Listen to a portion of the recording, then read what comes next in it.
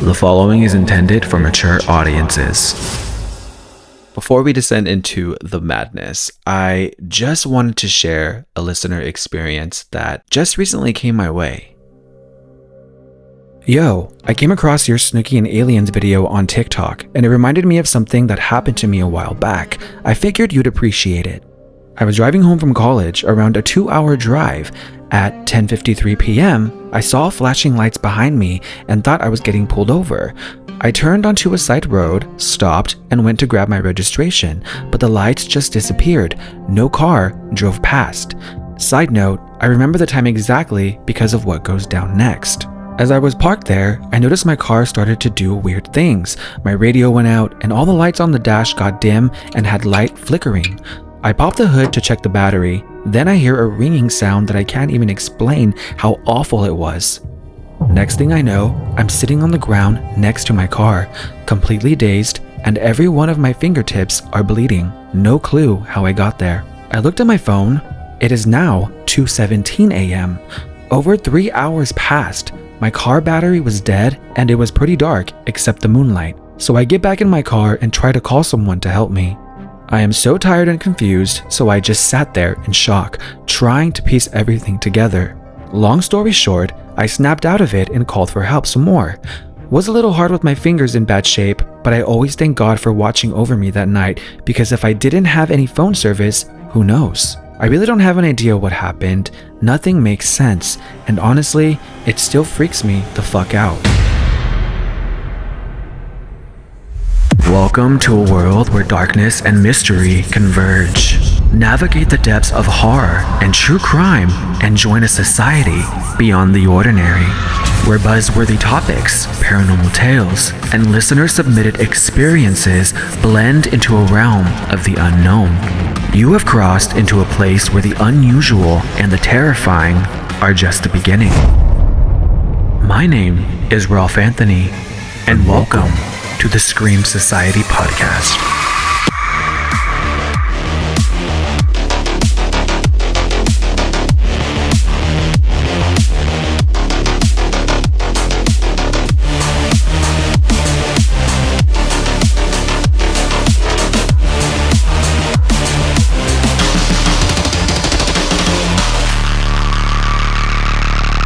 Hello, Screamers. Welcome into another episode of this variety podcast from hell, with the constant societal clownery plus scorching celebrity drama unfolding by the hour. Yes, Blake Lively, I still don't like you. And the slow but steady crawl towards some killer upcoming horror releases. Let me just say, as I always do, I hope you all are hanging in there. If you're new here, welcome. If you've been here, I love you. I've got a great show for you, and I am super amped for this episode because gays, ghouls, and girls. I am joined by, and be prepared for me to say horror a lot, but I am joined by one of my favorite horror creators, the horror himself, and fellow Face of Horror competitor, Mark Loves Horror. Hey Mark, thank you so much for coming on. Welcome in. Hi, thank you for having me. I'm really excited to be on. Really excited. Yeah, it's definitely been a long time coming. I had been wanting to get you on for some time, but I wanted it to feel right, you know? I didn't want to rush anything, and I just wanted to slay these bitches. So here we are. I hope you're ready. Period. Yeah, period. We needed a lot of tea, drama leading up to this Face of Horror. We have a lot to talk about. Now, before we get into anything, why don't you share with my listeners a little about yourself and your content? Thank you. Yes. So I run an Instagram called Mark Loves Horror, where I constantly am putting out horror content daily, whether it's interactive, whether it's my opinion, my reviews, non-spoiler, of course. And that's just daily. It's really hard to come up with shit, so I appreciate everyone that is always around supporting. And then I do have a podcast with my two horror besties, Jordana from Pretty Killer Podcasts and Maddie with Macabre Maddie. And we're called The Terrifying Three. Before that, we were the Core Four, but our fourth member left us high and dry. And oh gosh, shade. Okay, but the other two are great, I'm sure. Yes. Actually, just the three of you are all just great, so keep slaying. Yes, Thank you. They're beautiful, beautiful, beautiful souls, and I love them. And I love the horror community because I meet great people like you. Thank you so much. Yeah, I think I came across your profile and I think I just started spamming you when I was just a little tiny baby podcaster. And then you followed me. And from then on, you've just been really cool and so welcoming. And as a fellow sassy person, I can appreciate someone who is authentically themselves and isn't really afraid to speak their mind. And your content is great on top of all of that. Thank you. But I'm not going to fangirl any longer. So thank you again for being on here. Appreciate it a lot. Yes, of course. Of course. So, as I did mention, you and I were participants during the 2024 run of the Face of Horror competition. Now, aside from asking how that experience was for you, I just have to ask, why the fuck didn't any of us win? Honestly, if I was rich, I would have definitely won. I'm gonna tell you that right now. But I don't know. I don't know why we didn't win. It was weird. It definitely didn't go as I expected, but it was kind of misleading because there were times where we were in first and then it's broken up into a bunch of different groups. So I was like, Yeah, I didn't know. I literally had no clue that it was gonna be like rounds. It was giving like rigomoris a little bit, like a little rig. But every time I was in first, I was like, okay, bitch, yeah, like of course I'm Mark Loves Horror. And then second and third, I'm like, who the fuck is this in front of me? Like, yeah. And then some of the people weren't even like, okay, I'm open for it being open to everyone. However, I think there should have been some sort of rule in place where you have to show some form of horror content that you do. So the guy who beat me, he just had a picture of a blurry graveyard with some white specks on it, and allegedly there were ghosts in that picture, but you couldn't see anything. And then the other picture was him laying in bed without a shirt. And yeah. yeah. And then I was looking for you and Josh from Super Scary Podcast, and that's when I realized everything is separate. We're all in separate groups. But I mean, I might be a little bitter, but I don't know. Shout out to the winner Yeah. who took it home. Shout out to the winner and shout out to my mom because poor thing. I was like, hey mom, like I'm in this thing. Like if you want to donate, My mom too. like please don't donate like a crazy amount. This woman over here like puts $50 on the first one. I'm like, Dora, no, you didn't, girl. Like, Same with my dad also. I was like, can you just vote for me every day? And he just ended up putting in like, I want to say like over 250. And I'm like, what are you doing? Just vote daily. That's all I'm asking for. yeah, I hope I hope it really is for a great cause and it goes to the children. But overall, I mean, it was a fun experience, but I will never do it again. All right. So, are you ready to get your hands bloody? Yeah, no, I'm ready. I love blood. And I ask that because it's time for Sinister Subjects.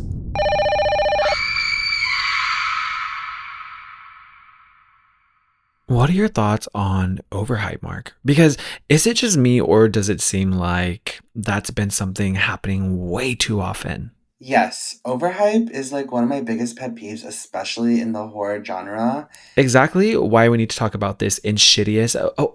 I'm sorry. I mean, insidious, the Further Your Fear Live horror experience. Now, for those of you who don't know what I'm talking about, last October, it was announced that the Insidious film franchise was going on tour, but not as a movie and not as a play, but as something more intense, according to them. The show was framed as this live paranormal event hosted by the real Specs and Tucker, the ghost hunting duo from the films. They're out to prove their ghost hunting skills, but of course, things go very wrong. The theater itself would then become haunted, dark forces are unleashed, and suddenly the audience would be trapped in this nightmare. It was overly advertised as something you're not just watching, but that you're part of. And you would also encounter the Bride in Black, the Wheezing Man, and the Lipstick Face Demon. Apparently, there would be a trick that would make you question who is sitting next to you, which sounds creepy enough. And based on the article and what it described people would experience, it sounded amazing. I'm not even gonna lie. So, cut to January 18th. after the first show in Lafayette, Arkansas, and people were left confused, describing the show as messy, amateurish, unfinished.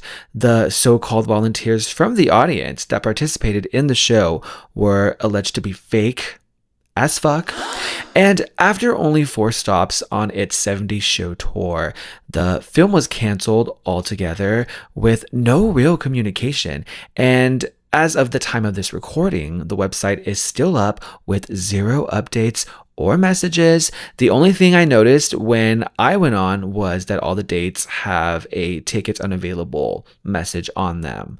Now, Mark here was planning on going to see this show when it got to his neck of the woods in Texas. However, that didn't happen. But what did was we got one of the best lines in 2025 thus far. Take a listen to what Mark had to say on Click On It Detroit News. The show has canceled the remaining 66 stops on tour. It was promoted to be edge of your seat, but people are actually leaving their seats. Mark Ramos from the blog Mark Knows Horror already bought his tickets for the Texas showing, but he says he hasn't even been notified that the show's been canceled, all because of the backlash in Detroit. Don't promote things where you're overhyping it, because as a true horror fan and fans of the films, you're expecting one thing and then you get another. It's just not the right thing to do to fans of the franchise. So, Mark Knows Horror. First of all, come on, people. Let's get creators' names right. What was your experience like, Mark, or should I say lack thereof an experience? And how did you land a spot to deliver this, in my opinion, iconic line? Yes. It was giving Timu. Like, that's what it was giving. I think I was more sold, like, on the preview for it, because, like, I love a good preview. Like, every, like, trailer that comes out, I'm there. Like, and I'll watch it 10 times before the movie. I don't give a fuck.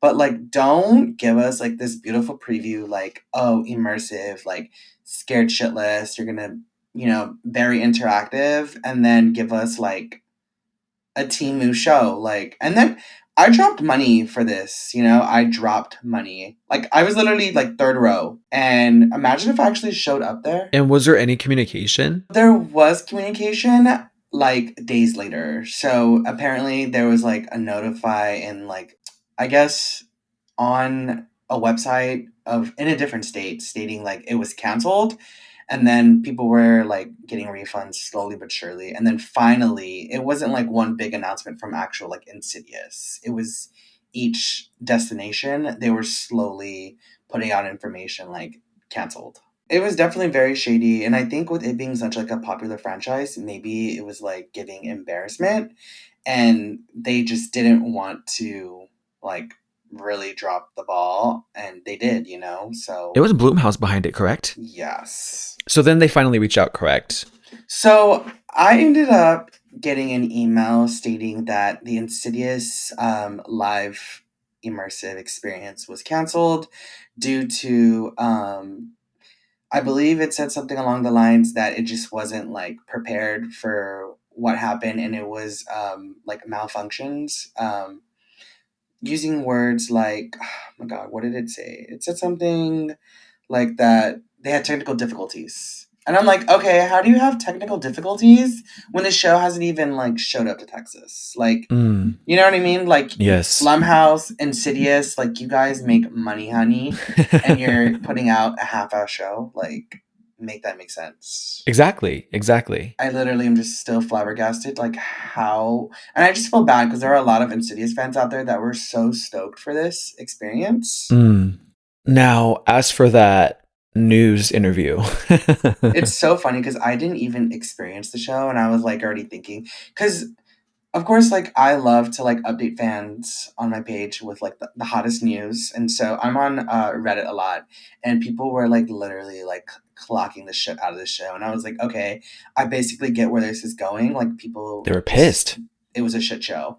So yeah, I got asked to do an interview, and honestly, I ate that. I know I ate that. That line was just iconic. You did. You really did. Before closing out this topic, and just to be fair here, to click on it, Detroit, I went on their site and they actually corrected your name. So in the live version, it was Mark Knows Horror, but it's actually Mark Loves Horror on the actual website. So shout out to y'all for fixing your mistake and getting it right. But yeah, I'm so done with overhype. I'm done. I'm over it. Again, 2025, new year. Let's stop, because I mean, this is how I felt with Longlegs. I was just thinking that. Literally, I was just thinking that. This is why I have trust issues, because of Longlegs. Yeah. Yeah, like Longlegs was supposed to be it. I mean, it was it, but it was a moment. It wasn't like a forever. It was a good true crime film. It was a great true crime film, but it wasn't a horror film, in my opinion. But yeah, we're not going to get into that. Let's move on, shall we? Okay, I lied. When I was messaging you, Mark, about this episode, I said I was politically fatigued. Yes, you did. Which I am. And that I wasn't going to choose anything political, but how could we not weigh in on this whole Damien Leone controversy? Is it Damien Leone or Damien Leone? Damien Leone. And the only reason why I know that is because he is just one fine piece of, like, he's so fine. Okay, I thought I was the only one. He is zaddy. He's like one of those people who's like oddly attractive. Yeah, no, I got a photo op with him and he put his arm around me and you just melted right into him. I did, yeah. So Damien Leone, the director of the modern horror classic Terrifier, or the Terrifier franchise, posted this whole thing about how the franchise isn't political and horror fans were not having it. He started by saying he respects free speech and that some of his cast and crew have really strong political opinions, but then he doubled down on Terrifier being just entertainment. He even pointed out that both Republicans and Democrats have worked on the films. Now, allegedly, don't sue me, but allegedly, this was a response to cast member Lauren Rivera and David Howard Thornton's political posts. And here's one of the said alleged posts Damien's statement was a response to from David Howard Thornton, who is the man behind Art the Clown. David posted, "If you're going to come onto my page claiming you're a fan and then insult the LGBTQ community, you can fuck all the way off. All of my films have been made by talented cast and crew members of the LGBTQ community. They are just as worthy of love and respect as anyone else. They exist and they matter. Preach. If you're not cool with that, then there's the door. I don't cater to those who would mistreat my colleagues in such a crude manner. My fandom is no place for such hateful bigotry." We love an ally. Yes. And this to me is just someone who seemed to have been getting homophobic, transphobic comments on some of his shit and just wanted to set the record straight for these trolls. And in my opinion, it's actually so frustrating how LGBTQ plus and gay and especially the trans community has become so politicized. I feel like almost as if the community is being used as pawns in what feels like this political game. And going back to Damien's statement, I was confused by it. People were confused about why he even made this statement. Like, no one was really out here debating whether Terrifier had a political message to begin with, but I think once he said it, fans started pointing out that horror has always been political, and it was fucked up that he described the cast political posts as weaponizing. And it didn't help that David Howard Thornton, who plays Art the Clown, like, once again, apparently liked an Instagram post calling Leone's statement shameful and cowardly. And a lot of people noted that Terrifier owes a ton of its success to Thornton and Lauren Rivera, who was iconic. I feel like she elevated Terrifier 2 and 3. Her acting is phenomenal. She's our new Scream Queen. And Art wouldn't be nearly as iconic without Thornton's over-the-top performances. I mean, he's great, which I agree with, but actually, I'm going to turn it over to you, Mark, then I'll give my 2 cents. But what do you think? Is horror always political? And does Damien Leone deserve to be dragged or, more popularized today, canceled? Okay, so with him saying that it's not political, like horror isn't, like, I disagree because I feel like everything is. And the fact that he had to put that out there just shows the type of person he is, first of all. Second of all, I love a good ally, I love a good supporter. And again, like he said, freedom of speech, we all have it. That's one of our amendments. Like we we own that, right? But at the end of the day, like I personally just feel like horror is like the genre in the community, like they're considered like the weird ones, you know, and he should understand why us horror fans are so quick to defend what's right, which I mean, of course here we're not Trumpers, obviously. But it's like, come on, like stick up for like the community that is always getting picked on, just like today in the times LGBTQ, immigrants, like he needs to understand why we're taking this so offensively. At the end of the day, like he needs to understand again, like what the horror community stands by. And again, of course, there's going to be people in other horror fans in our community that they are Republican, they are Trumpers. That's fine, but just stay mute about it. Like I don't know why you have to like no one told him like, hey, how do you feel about this and that? No one told him that, so why even post something like that? I try to stay away from being political on my horror page just because it's not warranted, it's not needed. We get into the horror community to step away from our real lives, because we just want to feel happy in our safe space, and bringing like hate and fucking Trump in the community, like horror community, is just so crazy to me. I just don't understand. Like I'm triggered and I'm upset now. Oh my god. Oh no. You're never gonna come back now. I'm kidding. So, and as a middleman myself, I have some thoughts here. So Damien's statement definitely struck a nerve, and obviously I understand why, and everything you touched on is spot on. Like, yes, horror has always been this politically charged genre. I mean, look at Night of the Living Dead tackling race, Texas Chainsaw Massacre, which some point out that film is a critique on capitalism. And then you even have Get Out, which is about systemic racism, and fans pushing back on the idea that Terrifier is apolitical makes sense, because whether intended or not, horror, I feel, often reflects societal fears and different anxieties. And I think once a piece of art is out in the world, that its meaning doesn't just get to be determined by whoever puts it out. I think people have the right to interpret a piece of art how they choose to, right? Yes. The terrorist attack in part 3, at the mall. And I will be the first to say it.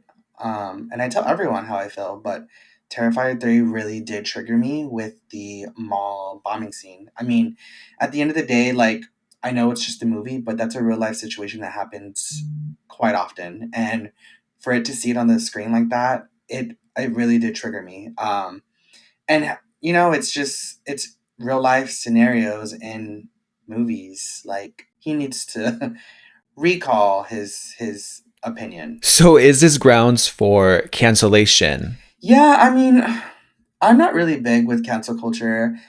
And that's only because I've been canceled before. I had to delete a lot of my social media on not my Markless Horror, but in the past, for allegations on things that I didn't do, and it was just one person just coming out for me. And it was a horrible feeling. Like I was depressed. Again, I'm not really big with cancel culture, so I just think that he needs to learn from his mistakes, and going forward, he just needs to watch what he says, especially on social media. Yeah. I think I'm going to get canceled this episode.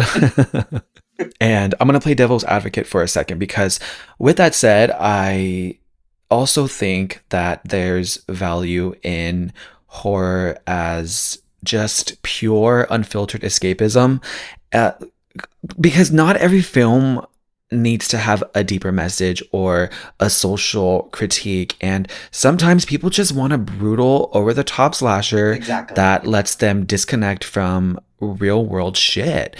And Leon wanting to make Terrifier purely for entertainment doesn't mean that he's rejecting like horror's legacy on this social commentary. I think, like I said, I'm a middleman, but I think he just might not see himself as part of that. Yeah, literally everything you say. I mean, you go to the movies to go into a new world, a new universe, like to put yourself in that situation. I mean, and we're putting ourselves in the same situation that we're already in now. So what's the fucking point of even spending $15.99 on a movie ticket, you know? Dang, that's how much yours are? That's a lot. Yes, I mean, $15 a ticket. I'm a matinee girl, so that's probably why. Oh no, I'm not a matinee girl. I mean, Yeah, you're the premiere girl, huh? it depends. Yes, I go to some premieres, yeah, I but try to mainly get matinee.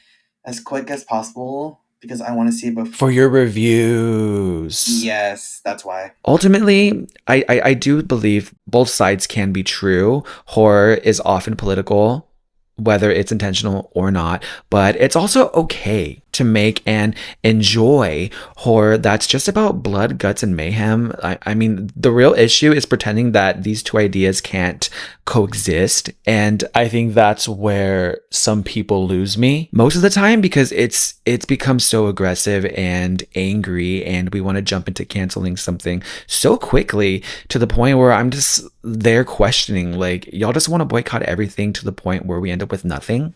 Like there's no middle ground ever. But like I said, in this era, we just know by now that voicing an opinion, regardless of what side it's coming from, will always get backlash.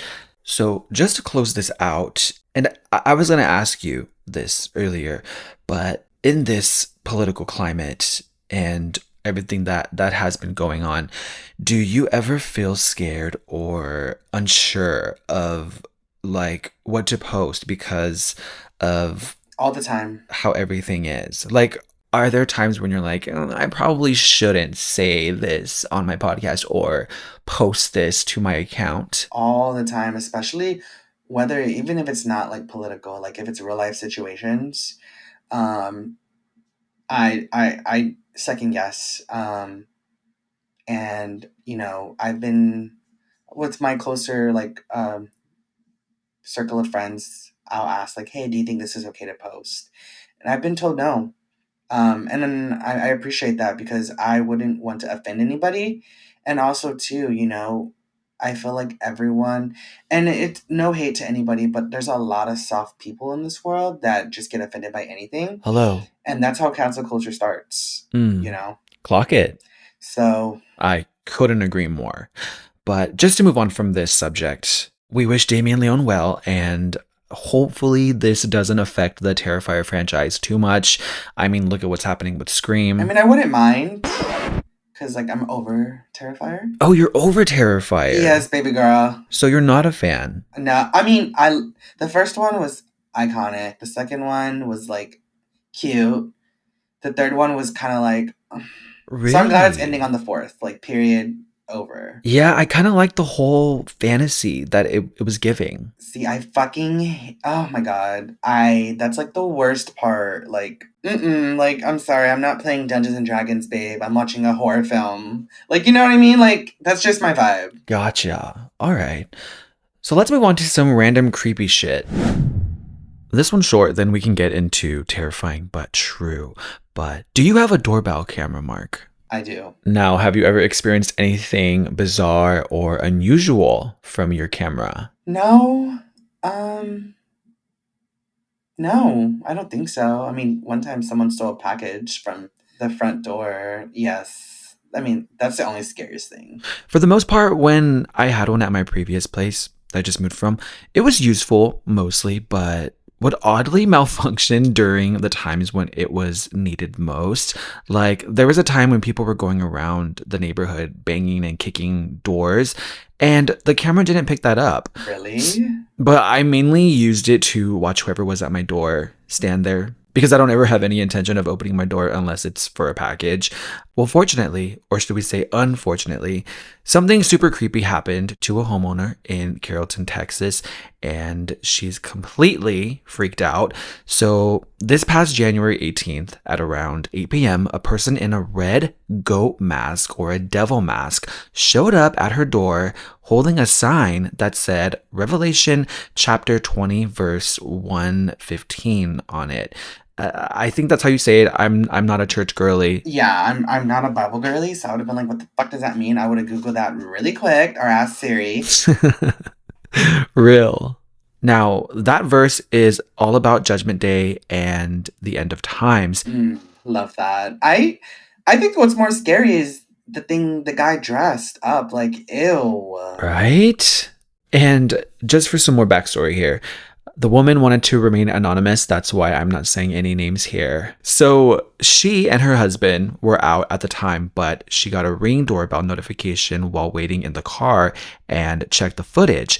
The masked person had walked through the side yard to the front door, pretended to knock, and then just stood there with the sign before leaving.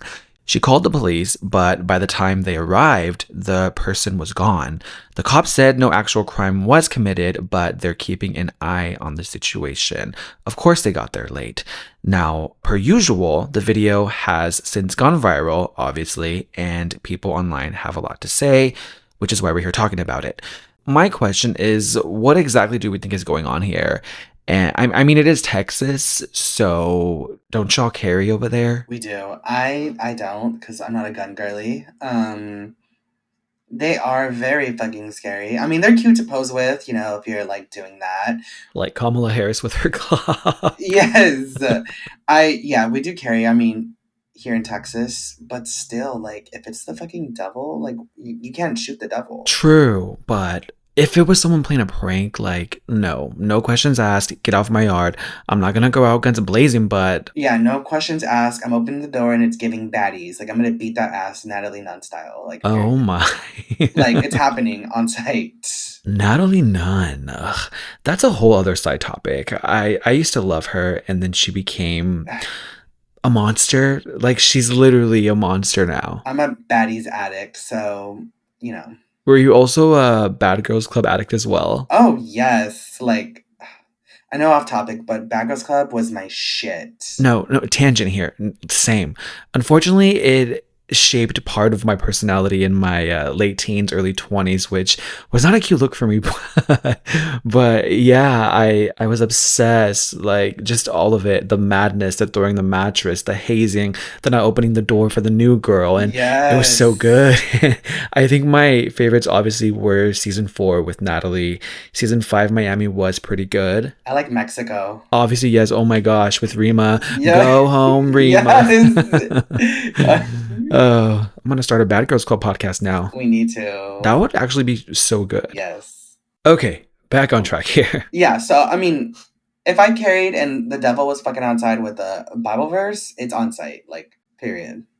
It's giving cult, honestly. That's what it sounds like. It is. It's giving cult. It's giving stranger danger. It's giving, if you don't leave, I'm gonna grab one of my knives and just make some threats. It's giving home invasion. Like, we love a good home invasion.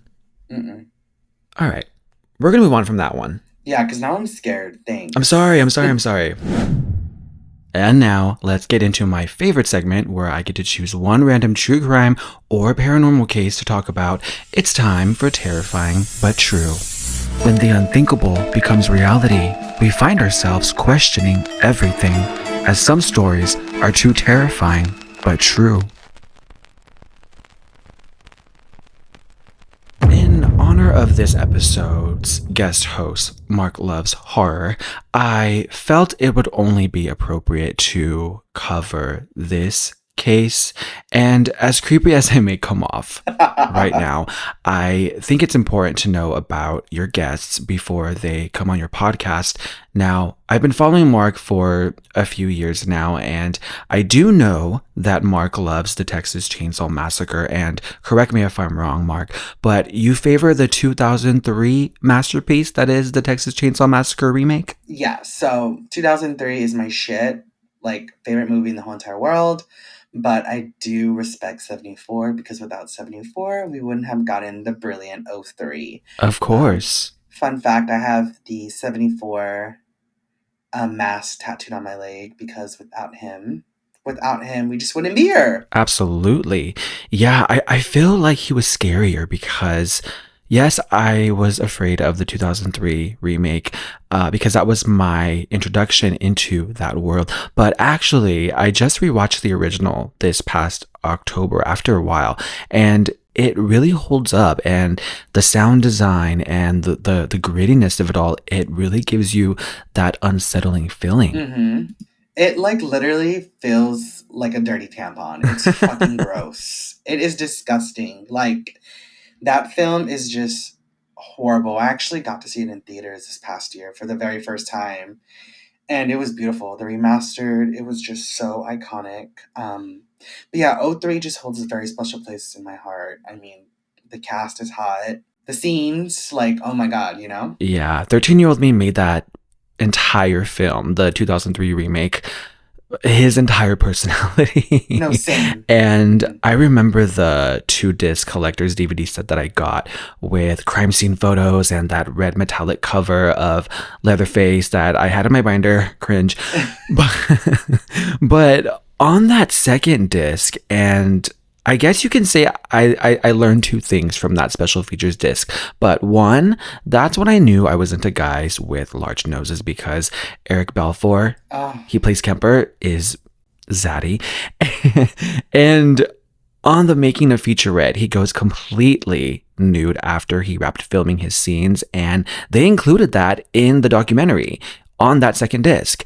And 2, and some of you may need to sit down, but that's when I discovered that the Texas Chainsaw Massacre 2003 and the original wasn't this true story that they were advertised to be, but actually based off of the case of Ed Gein.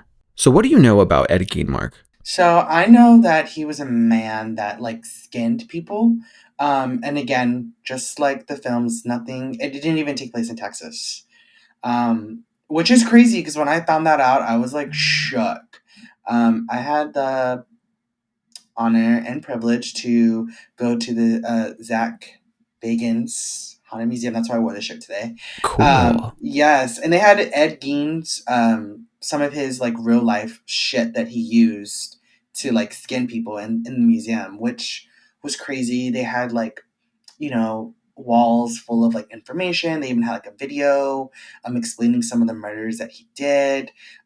They even had like this bucket that he used for the blood. It was so cool to see. And that's pretty much all I know. I'm not really like a true horror kind of girly because once it gets true, like it's giving shitty kitty. Like I'm gonna shit myself. Like it's scared. Well, I do apologize in advance because I'm about to get into the nitty-gritty. Do it. And before I get into that, I do have to issue a really strong trigger warning.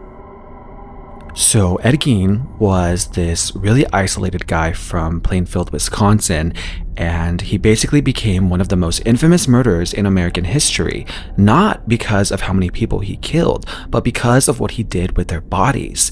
His whole story is like a horror movie come to life, right? So going back, Ed was born in 1906, and right off the bat, his life was messed up. His dad was an alcoholic who contributed nothing to the household, and his mom, Augusta, was a total religious fanatic. She was controlling, constantly preaching about how all women except her were evil, and she basically raised Ed and his older brother Henry in complete isolation. She didn't let them have friends, didn't want them to talk to other people, and drilled it into Ed's head that sex and women were sinful. So by the time their dad died in 1940, it was just Augusta and her 2 sons running the family farm. Then Henry died in a mysterious fire in 1944. Now, some people think Ed killed him, though nothing was ever proven. That following year, Augusta died from a stroke, and that's when Ed completely lost it. After his mom died, Ed was alone, he didn't have anyone to lean on, and instead of finding healthy ways to move on with his life, he started collecting body parts. He started to dig up freshly buried women's bodies from local cemeteries, women who reminded him of his mom. He'd cut them up and take their skin, bones, and other parts home, where he'd turn them into furniture, clothing, and decorations. And for a while, Ed got away with just robbing graves. Eventually, he killed 2 women, the first being Mary Hogan in 1954. She was this tavern owner. Ed would shoot her in the head and then take her body home. Now, the second victim was Bernice Worden, who Ed murdered in 1957. She ran a hardware store that Ed would visit often. He shot her in the head there and stole from the cash register. So at the scene, authorities were only able to find her blood and the open cash register. From then on, she was declared missing. However, her son, who was a deputy sheriff, got suspicious because Ed had been hanging around there earlier that day. That's when police started to investigate further after Bernice's disappearance. When police arrived to Ed's residence to arrest him, they would find her body hung up like a deer, gutted and decapitated. That's when they also discovered his entire house of horrors. Some of the horrifying things found in his house were human skulls turned into soup bowls, lampshades and furniture made from skin, a belt made of nipples. I mean, the nipple belt is kind of iconic. Like, let's be real. Let's be real. Masks made from female faces, whole human bones and fragments, skin used as furniture covers, skulls on his bedpost, a pair of lips on a window shade drawstring, all this disgusting stuff from the bodies he would steal from the graves. And they even came across this child's dress that I have no idea what it was used for. Now, parts from his 2 victims were also discovered, including Mary Hogan's face mask in a paper bag and her skull in a box. Bernice Worden's entire head would be found in a burlap sack. Her heart would be found in a plastic bag in front of Ed Gein's stove. Now, after being taken into custody, instead of getting the death penalty, Ed Gein was declared legally insane and sent to a mental institution where he spent the rest of his life. And as if things couldn't get any more creepy, people who were around him at this institution said that he was polite and friendly. Like he wasn't the guy who had turned human beings into furniture, right? So in the end, he ended up dying in 1984 from natural causes, ironically. And even though he wasn't a serial killer in the traditional sense, again, remember only 2 confirmed murders, but his whole grave robbing, skin wearing thing was so disturbing that he became the inspiration for some of the biggest horror movie icons. Norman Bates from Psycho, who took on Ed Gein's whole obsessed with his dead mother thing. You have Leatherface from the Texas Chainsaw Massacre, the skin masks and the isolated setting. Then you have Buffalo Bill from The Silence of the Lambs, which took the woman's suit made from real skin from this case. And I do have to point out and just say that, isn't it kind of scary how some of the horror icons that we love are based off of these really, really sick people who did the most awful things? Yeah, keyword kind of. I agree. I mean, the fact that like they used inspo from this real life like this maniac, it's just like insane, but also like I don't know, it's telling its story but like in a different way, so it's not really like going off of what he did, but it's giving like inspo. And it's no wonder why people think horror fans are weird. I mean, when I got Leatherface tattooed on me, they were like, what the fuck, why? And I was like, there's overall like the movie means a lot to me because it has to deal with family, and like I'm really close to my family. Like I love that film for that reason, not because it's based off of fucking Ed and his psychopath's past. Like that's not the vibe. But yeah, I mean, it's just crazy how like films go to real life scenarios, which we were talking about earlier. Like go to the movies to get away from these real life scenarios. But I mean, let's be real. That's how the greatest films are made. I mean, Titanic minus the door, but you know. Like you made a really great point there. Like you said, you like it because of family, and I think anyone who side-eyes someone who likes, or in this case, loves horror. Like, I mean, I always get questioned by some of my friends, like, why do you like that shit? It's evil, it's bloody, it's gross. And some of these films have had an impact on most of us during times that were so hard, or they remind us of special times with family. Scream, for instance, I remember being at a barbecue. That was my introduction into horror, was watching Scream at a family barbecue at my grandma's house, and just remembering everyone come together and watching this film. It brings up really special memories for me. And as for my obsession with true crime, I blame my grandma for that. She would always watch these true crime documentaries that I would be so scared to look at and hear about all of this awful stuff, but it would be so mesmerizing to me. True crime just really like, it really scares me. Like the real life shit, just like for some reason, like, because it's crazy, like you hear these like stories that happen and it actually happened, and you're just thinking like, bitch, like what if that happens to me? Like, no thank you, like. Yeah, and I don't like true crime because I love to hear what happens to people. It basically helps me navigate and make decisions so I don't end up how some of these people are. And I say that all the time on this podcast, actually, that I want to share everyone's experiences and personal stories and all these cases because I want someone to take something away from this podcast when they listen to it. Like, I really do want to help people be more vigilant, because some people just go about their day. Like, I'm not saying to live in fear, but I'm saying just to be more aware of what's going on around you. Be more responsible. Go the opposite way, or get in your car quicker, lock your door faster, stuff like that. It's not like I'm obsessed with hearing about people die. I'm just trying to do my public service. Exactly. Public service. And it's crazy you said that, because my husband taught me to be aware of my surroundings, because I used to not like give a fuck. And now he's like, babe, like you need to be aware of what fucking is going around you. Like, there's people everywhere that are just fucking dumb, and they don't care. And so now I'm just like, where's the nearest exit? Like, my God, it's so sad too, because in movie theaters, with all of the shootings that are going on, it's really sad that I have to sit there and look for the closest exit, or how, if something were to pop off, how I'm going to navigate that and grab my people who are with me, and how we're going to get through it. Even bars, clubs, like, absolutely, with the whole hate attack in Orlando at that gay club, like, it's just Pulse. Yes, it's just so like, music festivals, like, it's crazy. 100%. So, first of all, I'm just checking in. How are you doing, Mark? Terrifying, but true. Like, I'm having fun talking about all this shit. Like, this is good conversation pieces, and I'm here for it. I'm glad you're enjoying it. And it's about to get better, because we're about to get into some questions. I'm nervous, but I'm ready.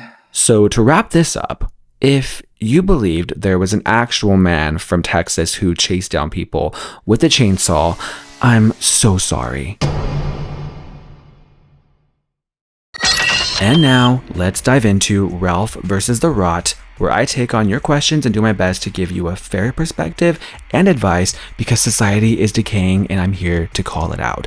As always, if you would like me to share an experience of yours, share something you find creepy or interesting, or simply want to ask me a question, head on over to beacons.ai/The Society and click on the Society submissions link. Remember, everything remains anonymous. Okay, so at the beginning of most episodes, I like to open with and share any experiences that are sent to me, whether they're from Instagram, Society submissions link, even TikTok, email. So I want to get your reaction, Mark, and maybe come up with some possible theories about this one with you. Okay. But just to refresh your memories, this person saw a Snooki and Aliens video that I had put up on TikTok and was reminded of their own bizarre experience. Basically, they were driving home from college when they saw flashing lights behind them. Assumed they were getting pulled over. They pulled onto the side of the road, only for the lights to vanish without a trace. Weird. Then their car started to malfunction, and after hearing this terrible ringing sound, as they explained it, they lost over 3 hours of time. Then, when they came to, they were sitting outside their car, dazed, and this part gets me, with bleeding fingertips and a dead car battery.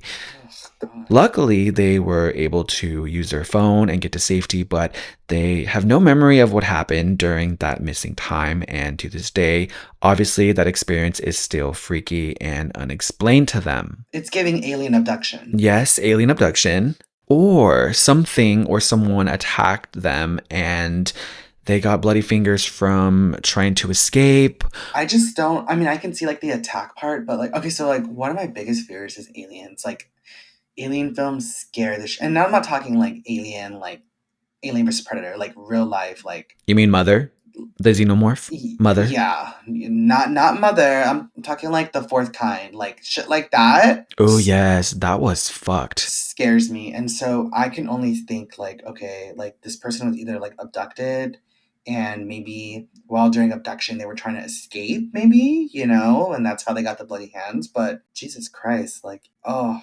This poor person. I might have to follow up in my next episode, but I don't know. That's really strange. And to lose 3 hours of your life that you don't know what happened. And 3 hours is a long time. Like 15 minutes for me is a long time. 3 hours is a long time. Yeah. And like in the middle of nowhere, like, I don't know. At that point, I would just want to curl up in a ball and just hope to not live anymore, because I'd be so scared. And yeah, one thing about me, I hate driving country roads at night or anything like that.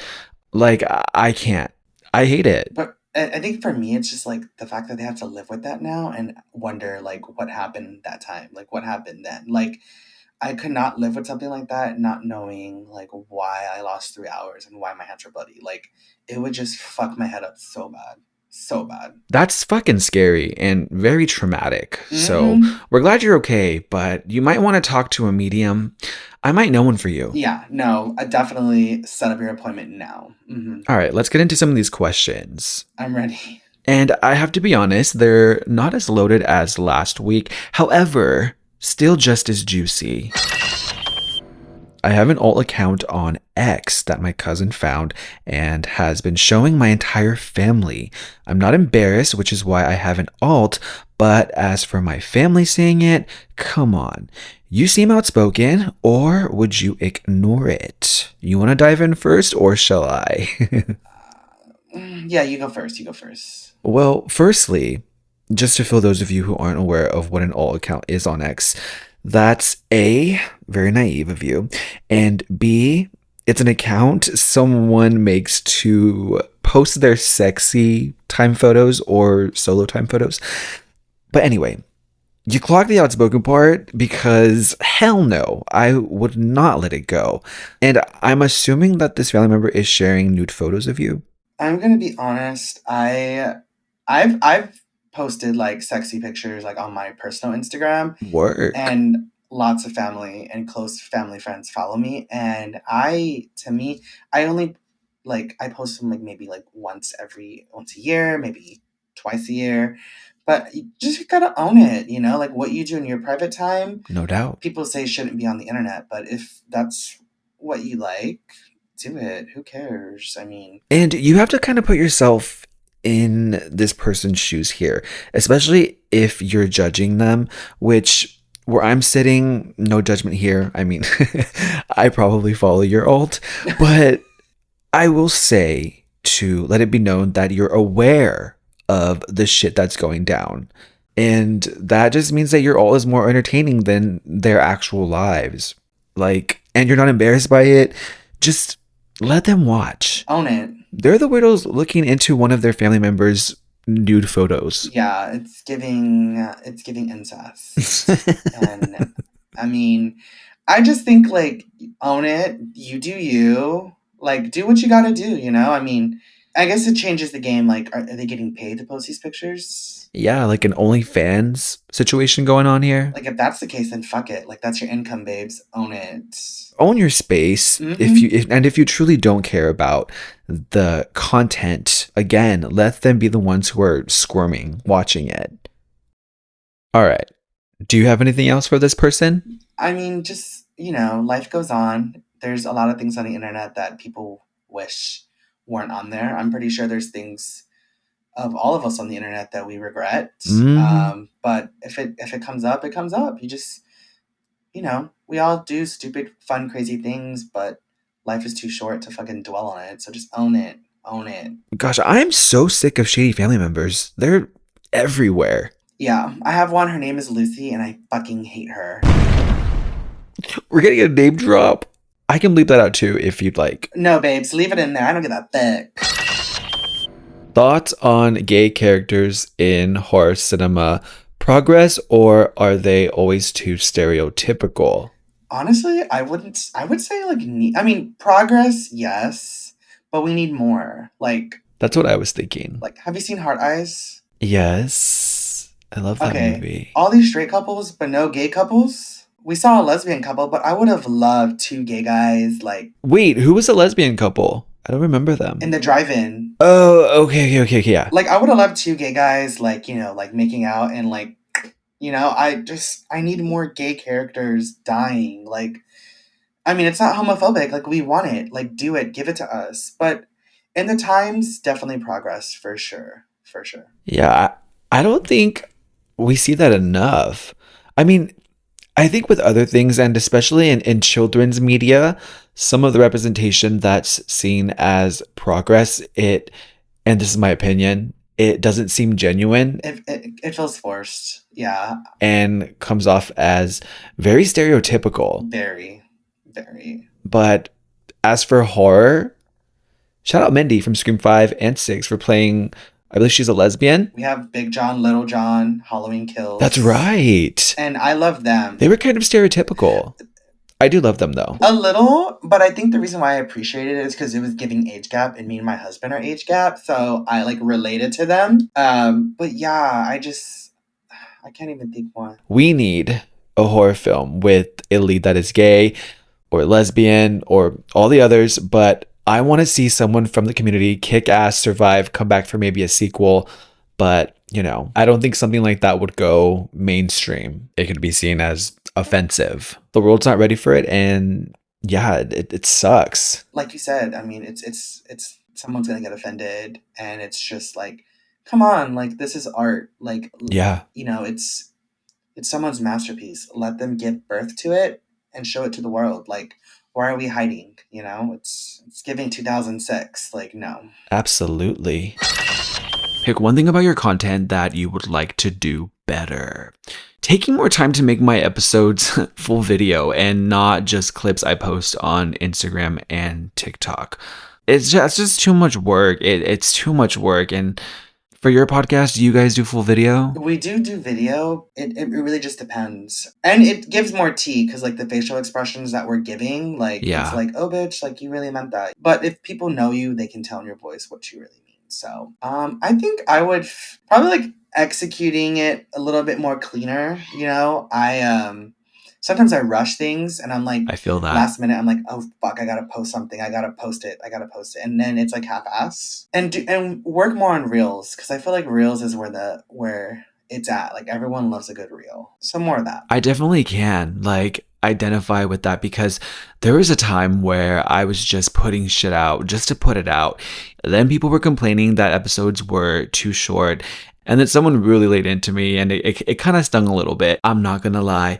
But at the end of the day, it made me put things into perspective. And now I'm releasing episodes when I want to release it, maybe a bi-weekly schedule, but it really gives me time to focus on collabs like this and have longer episodes. The problem with our episodes is they were way too fucking long, 2 hours, and people were okay, I'm not listening to that. So we restructured our show and made it shorter. And it seems like our listening has gotten better. They appreciate it more. So I think the average, what people want is something a little bit from an hour on, I think. Yeah. Because I started losing engagement too when my episodes went to 20 minutes. Sometimes when I was in a rush some weeks, because they're probably why waste my time at that point with a 20-minute episode? It's really weird. Podcasting is one of the hardest things to do, but it's still fun, but it's so hard Yeah. to get people to stay engaged. At this point, I don't do it for like the views and the likes. I just do it because I have a good time. Yeah, talking, kikiing. It's so fun. Let's move on. What's considered basic horror to you? Basic horror to me is like My entire room behind me, my recording space. yeah, Scream. No, I'm just kidding. I think the basic like horror is definitely like the cheesy reveal. You know, like when the who done it, like you knew the whole time, and you're like, bitch, really, I could have told you that. Like I literally could have told you that was the fucking killer. Like I want to go into a movie shocked, and I want to be like surprised. And like I didn't guess that person, and that to me is just so basic. Yeah, Scream 5 and 6. Scream 5, yes. Scream 6, iconic. Really? Scream 6 is so It iconic. can be. Just the ending kills it for me. The ladder scene literally like made my nips so hard. Like I think I would agree with that. Also, I think people would like to try to call, obviously, Scream and Freddy and all of those icons, all those old school horror, they would call that basic. But if you're looking at it from a lens from today, I would say, and I'm telling you right now, people are going to probably cancel me from this episode, but I would say elevated horror is basic. Oh my God. Because if you think back then, watching Chucky, A Nightmare on Elm Street, Scream, fangirling over those films at those times, I'm sure was taboo and different. I'm sure it wasn't mainstream. But yeah, I would consider elevated horror to be the new basic. Because don't you feel like people who are like, oh, I don't watch slashers, I only watch elevated horror, I like indie horror, relax. Hereditary and A24 films, which they're all amazing horror experiences, but to me, Hereditary is basic. Yes, like the found footage. Like I haven't gotten like enough found footage lately, and Found footage gets shit on so much. like literally, I don't know why it gets shitted on. Like Paranormal Activity is like one of the greatest franchises ever. I mean, not the last, films, but like the early on, it was so iconic. And I'm like, okay, I'd rather watch Paranormal Activity than Midsommar. I mean, Midsommar was like it, full nudity. We love that here. Cult. I love a good cult movie, but it was just too elevated for me. I'm kind of dumb, so I have to watch it like 3 times to understand. And at the end, you're like, my God. Or you have to look it up. Yes, Wikipedia it. Like, it's just too much work. Paranormal Activity, no. Like, that shit is just fucking scary. Period. That's all we need. Yes, the first few films were really good. The second one scared the shit out of me. I was like, the third one, oh my God, that one too. The kids. Oh. I liked the marked ones too. That one's actually my favorite Paranormal Activity film, fun facts. And we love elevated horror. We're not hating it. We're just, again, answering your question here. So I changed my answer. It's definitely elevated horror. I agree. 100%. And I love A24 horror. Like, I do like Talk to Me, X, Maxine, like all that. The Green Room. we love Patrick Stewart here. Yeah, they just like to make things like confusing and then bam. Just watched Hard Eyes. Loves it. What do you think? I fucking loved it. I never knew I needed that much of a horror rom-com because I love rom-coms. Yes, my God, yes. It was funny, it was cute, it was scary when it needed to be. The jump scares were like fucking amazing. Even the sounds made me jump. Some of the sounds, I jumped. Yes. The music in it, the vibrator scene, like that shit was so iconic. I loved it so much. Like, so much. Yeah, I think I read your review and then I read Jasper's review, and that right there just set the tone for me. I was like, okay, so I'm going into this. It's going to be a romantic comedy with horror elements here and there, and that's exactly what I got. And it was so fun. It was. I like when I can go into a movie and not have to think about shit so much. I just want to go and have fun. And that's exactly what it did from start to finish. I did want a little bit more kills and maybe like a little more backstory like here and there, but overall, it was such a great film. It's like my new favorite Valentine's movie. I do love Valentine though. Oh yeah. Denise Richards, fucking icon. Her death scene. So beautiful. She was so good. But yeah, two things. I love Jasper. And secondly, after watching the trailer, I didn't expect it to be that funny. And I was like, wow. It was. Some good camp moments in there. We love camp. We love that here. This one just says, have him share scary experience. I don't really have any. One time I got this email that it had said that, hey, we have footage of you from your webcam and we're going to release it, of you masturbating. My And I posted it God. on Facebook and I was like, is this spam? And then someone was like, yeah, actually, I got that same email. I'm like, oh my God. Because, That's terrifying. yeah, I literally was second guessing. I was like, have I ever masturbated in front of a webcam before? And I don't think I've ever done it. But I was like scared. I was so scared. That's probably like the scariest moment. That's why I put post-it notes over my cameras when I'm not using them.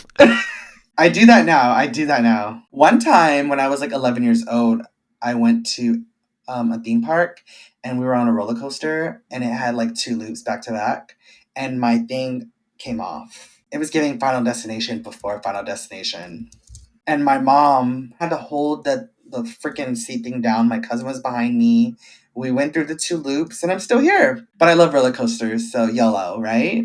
Oh my God. You only live once, yes, but we're just happy that you made it and you're here with us today. Well, thank you for being so honest for Ralph versus the Rot. Now, usually after this segment, the show ends. However, I can't let you go just yet because just for you, I am introducing an exclusive segment called Mark Knows Horror. Iconic. Where I'll be describing horror villains with riddle-like descriptions and you just have to guess the character or any film from the franchise. 10 questions, you ready? I'm really bad at these things, but let's give it a shot, girl. Let's give it a shot. And I worked really hard on these, so hopefully they're not too hard. I think they're pretty easy for the most part. We're going to start really easy though. When a pansy-ass mama's boy takes his love of horror too far. Billy Loomis. Perfect. Man of few words, but always has a smile. Oh my God. Clue, you hate it. Art? Yes. Okay, good job. Okay. Scaring drivers is his favorite pastime. Scaring drivers is his favorite pastime. Scaring drivers. Oh, Jeepers Creepers. Next one. Another quiet one, but he's just busy watching you from a bush. Jason Voorhees? Or clean laundry. Michael Myers. This next one you should get. The ultimate hater of teens and sex. Jason Voorhees. Next one. Your fear is tasty. Ugh. Fear. Who's Fear? Is it Freddy? Oh, Pennywise. Period. Moral of this story, if it goes bump in the night, set up a camera. Bump in the night, set up a camera. Is it giving Paranormal Activity? Correct. Plastic queen of TikTok. Plastic Queen of TikTok. Megan. Perfect. Cheaters never win. Cheaters never win. Cheaters never win. Is it Valentine? You had an experience similar to it. Cheaters never win. You just mentioned it. Oh, Final Destination. Yes. Okay. And final one, when you sacrifice a non-virgin. When you sacrifice a non-virgin. Oh my God. When you sacrifice a non-virgin. She's iconic. When you sacrifice a non-virgin. Oh, don't tell me. Jennifer's Body. Yes. Okay. Good job. That was good. You did good. I get so nervous and like all hot. And I'm like, oh my God. No, you're good. All right. Well, big shout out to you for coming out. Thank you again. And before I let you go ahead and tell everyone where they can stalk you and what you have coming up. It could be anything that you want to share. Awesome. You guys can find me on Instagram, Mark Loves Horror. I recently just got on Facebook, Mark Loves Horror, but it's basically the same shit you see on Instagram. So follow me on Instagram. I'm constantly posting reviews and the hottest news in the horror genre. And keep out for our podcast that I'm a part of, the Terrifying 3. We work really hard on our episodes and we would love the support. And we'd love to hear what you guys think. So check us out on Instagram, Terrifying 3. And that's available on all podcast platforms, correct? Yes, Spotify and Apple. Mm-hmm. Awesome. All right, everyone. Well, huge shout out to Mark Loves Horror. Make sure to go and check out Mark's content. And as for me, I will scare you all on the next episode. Iconic. Thank you for tuning into the Scream Society podcast. Hosted, written, produced, and edited by yours truly, Ralph Anthony. Help the society grow by subscribing on your favorite platform and leave a rating and review. I always strive for 5s. Have a horror or paranormal experience? Want me to answer your questions on the show? Submit to beacons.ai/The Scream Society. Connect with the podcast on Instagram, TikTok, and YouTube at Scream Society Podcast. And until next time, I'll scare you on the next episode.